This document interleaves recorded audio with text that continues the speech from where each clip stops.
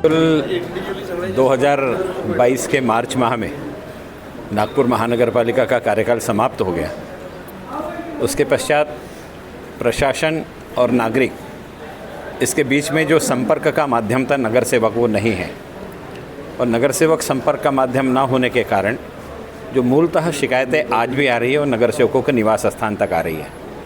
और नगर सेवकों की सूचना देने के बाद भी अगर कार्रवाई नहीं होती है, विलंब से होती है, तो उसका असर प्रशासनिक सेवाओं पर पड़ता है। तो जो कुछ भी पत्र महानगर पालिका को कार्य करने के लिए नगर सेवकों ने गत 1 वर्ष में दिए, वे कार्य प्रलंबित है, उसकी जानकारी माननीय आयुक्त महोदय को दी गई। साथ ही साथ में सफाई की व्यवस्था हो या इस बारिश के समय में फॉगिंग की व्यवस्था हो या फिर किसी न किसी प्रकार से फवारनी की व्यवस्था हो, इसकी मॉनिटरिंग करने के लिए भी नगर सेवक एक माध्यम होता था और नागरिकों की शिकायत वहाँ तक पहुँचती थी। कारण सामान्य नागरिकों के पास में अधिकारियों के फ़ोन नंबर नहीं होते। शहर में जिस समय आज का जो पीरियड है, इसी समय डेंगू बड़े प्रमाण में फैलता है, इसलिए इस यंत्रणा को भी सशक्त करने के लिए नगर सेवकों ने कहा है। मूल रूप से प्रभागों के अंतर्गत जो लाइनें होती है वो सीवर लाइन के मेंटेनेंस के काम जो होते हैं वो नगर सेवकों के माध्यम से सामने आते थे। अब वो यंत्रणा ना होने के कारण ऐसे कोई भी काम है तो प्रलंबित हो रहे हैं। इसलिए सीवरेज एक मेजर प्रॉब्लम है। सीवरेज के अलावा उसकी क्लीनिंग करना, डिसाल्टिंग करना, यह भी एक मेजर प्रॉब्लम है। शहर में चौकेज की गाड़ियों की संख्या कम है। पिछले आयुक्त ने 4 गाड़ी खरीदने के लिए कहा था, लेकिन वो कार्रवाई नहीं हुई, इसलिए त्वरित वह भी कार्रवाई होनी चाहिए। एक छोटी गाड़ी सेक्शन की प्रत्येक जोन में होना चाहिए। यह सारी सीवरेज क्लीनिंग की बातें की गई और इन सारी चीज़ों को करने से रास्ते पर बहने वाला गंदा पानी समाप्त होगा। साथ ही साथ में रास्ते पर बहुत बड़े प्रमाण में चेंबर जो है वो ख़राब है, उस चेंबर दुरुस्ती के लिए भी अलग से नियोजन होना चाहिए। इसलिए 50 करोड़ का पुनर्नियोजन बजट में करके प्रत्येक जोन में 5-5 करोड़ रुपए सीवरेज के लिए और चेंबर दुरुस्ती के लिए देना चाहिए, जिससे त्वरित यह काम हो सके। इस प्रकार का निवेदन माननीय आयुक्त महोदय को किया गया। आयुक्त महोदय ने सभी बातों को सकारात्मक सुना।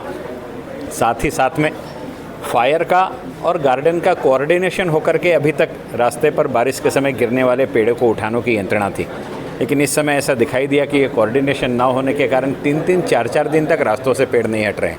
इसलिए ये कोऑर्डिनेशन फिर से निर्माण होना चाहिए, इस प्रकार की सूचना की गई। इन सारी सूचनाओं को सकारात्मक रूप से माननीय आयुक्त महोदय जी ने सुना और तुरंत बैठक लेकर के उसका निराकरण करने की दिशा में कार्य किया। मेट्रो के जो स्टेशन बने हैं, उन स्टेशनों के नीचे इस बारिश के समय में, बादल के समय में अंधेरा हो जाता है और उसमें एक छोटा सा भी गड्ढा हो तो बड़ा एक्सीडेंट का कारण हो जाता है। इसलिए महानगर पालिका ने बीच में एक प्रयास किया था कि अगर बादल आ जाए तो लाइट जल जाते थे। इस प्रकार के सोलोनाइट वॉल लगाए थे। तो ऐसे वॉल लगा करके ऐसे मेट्रो स्टेशन के नीचे लाइटिंग होनी चाहिए कि अंधार के समय में वहाँ पर अपने आप ऑटोमेटिक लाइट जल जाए और वहाँ गड्ढे नहीं होना चाहिए। इसकी जानकारी पूर्ण रूप से माननीय आयुक्त पर भी जानकारी दी है। आयुक्त महोदय ने एक बैठक लेकर के तुरंत उसका निराकरण करने का और मॅनेजमेंट के माध्यम से इसको सॉल्व करने का विश्वास दिलाया है। निश्चितच गेल्या 1.5 वर्षापासून महानगरपालिकेत नगरसेवकांचा कार्यकाळ संपल्यामुळे प्रशासकांचं राज्य आलेलं आहे आणि या 1.5 वर्षाच्या कार्यकाळात अनेक समस्या मोठ्या प्रमाणात बाहेर आलेल्या आहेत। यात विशेष करून ज्या गटर लाईनच्या समस्या आहे ह्या प्रत्येक भागात निर्माण झालेल्या आहे।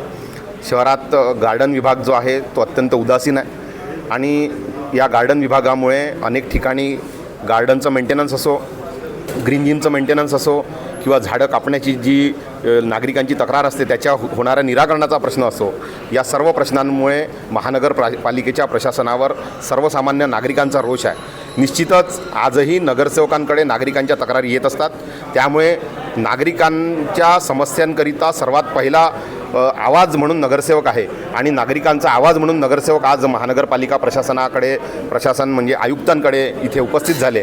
आयुक्तांना सर्व आपल्या विषयाची कैफियत मांडली। आयुक्तांनी योग्यरित्या त्या समजून घेतल्या आणि त्या अनुषंगाने कारवाई करण्याचे त्यांनी आम्हाला आश्वासन दिलेले आहे।